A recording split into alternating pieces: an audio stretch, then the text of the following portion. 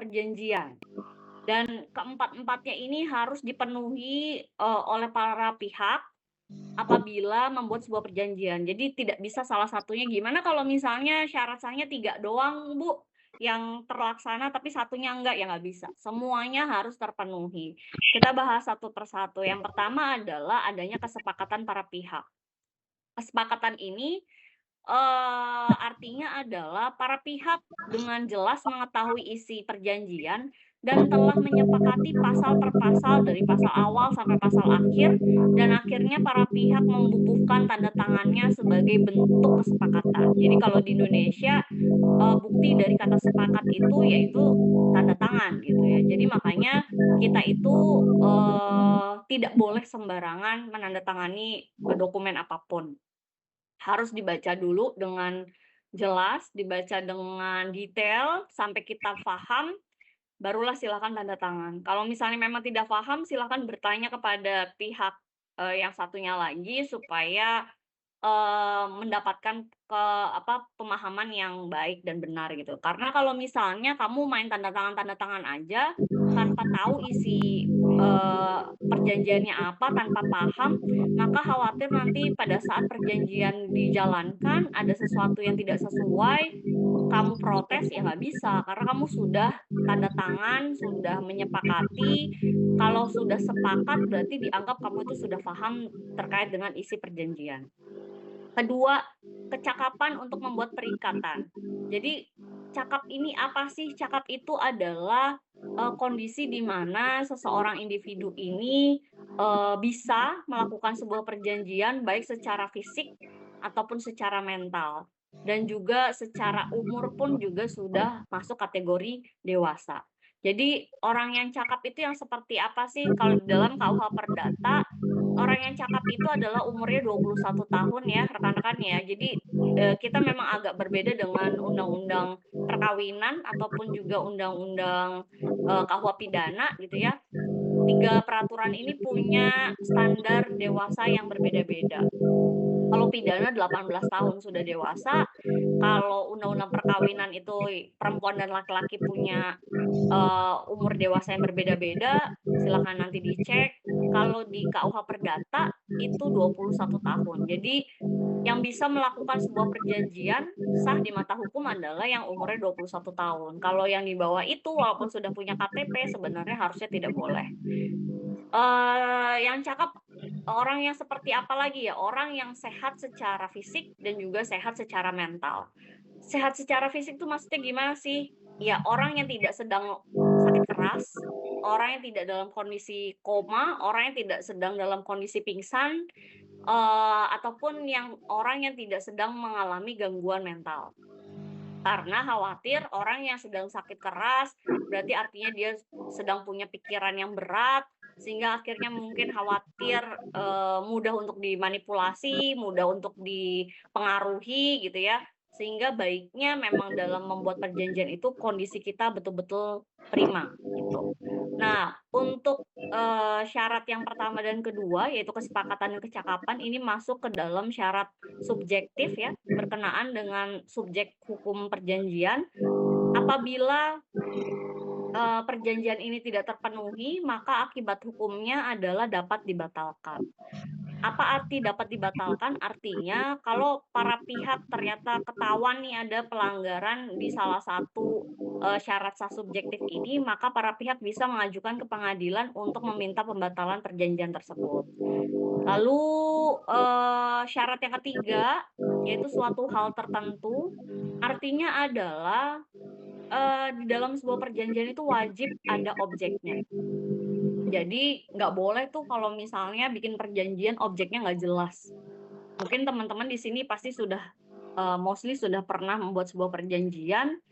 Biasanya di perjanjian kalau misalnya kita buat perjanjian di notaris itu kan jelas ya, kalau misalnya beli, rumah misalnya, kan jelas tuh rumahnya, luasnya berapa, alamatnya di mana, bloknya berapa, terus luas tanahnya berapa, luas bangunannya berapa, dan seterusnya dan seterusnya. Jadi, menurut pasal ini, kalau kita mau bikin perjanjian, di dalam perjanjian kita harus menjelaskan secara detail objeknya.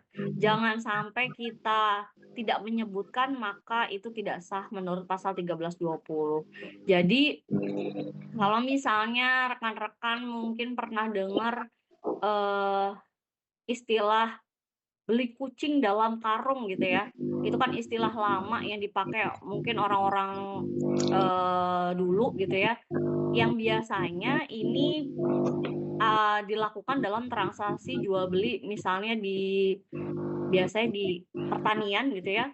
Misalnya contohnya gini, saya punya perkebunan duren gitu ya, saya punya 10 pohon, lalu pedagang duren datang ke saya pada saat si pohon saya masih berbuah sedikit sekali gitu ya, terus dia bilang bahwa, "Ini pohonnya 10-10-nya saya beli ya, saya beli, satu pohon saya hargain 5 juta, jadi 10 pohon saya hargain 50 juta." Perjanjian seperti ini dianggap melanggar syarat sah yang ketiga. Kenapa? Karena secara objek tidak jelas. Memang benar objeknya duren, ya jelas gitu. Tapi kan berapa banyak durennya itu tidak bisa dipastikan. Sedangkan di dalam pasal 1320 ya kalau kamu beli duren ya harus disebutin durennya berapa ratus kilo, berapa puluh kilo. Sedangkan kalau kamu beli dealnya itu sebelum durennya ada, sebelum durennya kelihatan, kan kita nggak pernah tahu apakah 5 juta per pohon itu akan menguntungkan si pemilik pohon atau enggak. Jangan-jangan ternyata si pohon ini berbuahnya sangat banyak sehingga ternyata kalau dihitung-hitung kiloannya dengan harga pasaran ya harusnya lebih daripada 5 juta. Nah, hal ini yang tidak diperbolehkan di pasal 1320. Yang terakhir adalah suatu sebab yang halal. Suatu sebab yang halal ini maksudnya adalah objek yang diperjanjikan adalah objek-objek yang tidak melanggar peraturan perundang-undangan. Jadi selama objek ini halal menurut undang-undang, maka itu boleh dijadikan objek perjanjian. Halal di sini bukan halal based on agama ya, tapi based on peraturan perundang-undangan di Indonesia. Contohnya apa sih objek yang tidak halal menurut undang-undang?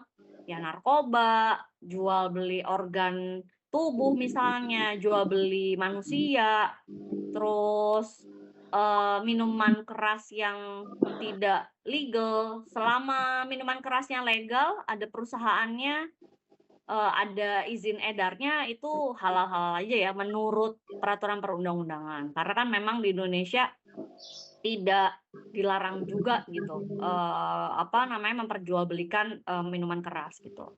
Itu contohnya. Nah, kalau tadi yang 1 dan 2 itu syarat subjektif, ini syarat ketiga dan 4 itu adalah syarat objektif karena berkenaan dengan si objek perjanjian.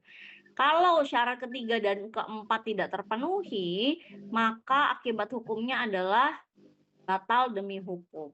Artinya apa? Jadi nggak perlu para pihak mengajukan ke pengadilan untuk membatalkan, secara serta-merta kalau misalnya syarat ketiga atau keempat tidak terpenuhi, maka perjanjian tersebut dianggap batal secara otomatis dan dianggap tidak pernah ada perjanjian tentang hal tersebut.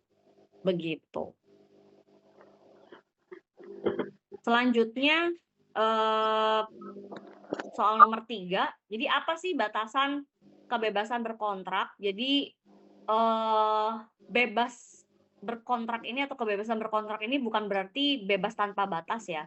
Tetap ada batasannya dan batasannya diatur di dalam pasal 1337, yang menyatakan bahwa suatu sebab adalah terlarang apabila dilarang oleh undang-undang, bertentangan dengan kesusilaan ataupun dengan ketertiban umum. Jadi artinya isi perjanjian itu boleh apa aja, boleh bagaimanapun, asalkan tidak bertentangan dengan undang-undang yang berlaku di Indonesia, tidak boleh melanggar norma kesusilaan, dan tidak boleh mengganggu ketertiban umum atau kepentingan masyarakat luas. Nah, saya mau nanya nih, rekan-rekan, ada yang bisa kasih contoh perjanjian yang melanggar norma kesusilaan itu contohnya perjanjian yang seperti apa sih? Silahkan. Ada yang bisa kasih contoh? Perjanjian yang melanggar norma kesusilaan, contohnya apa?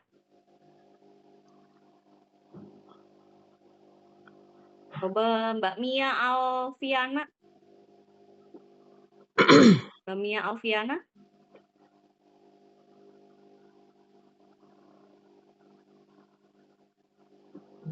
Mbak Mia Alfiana.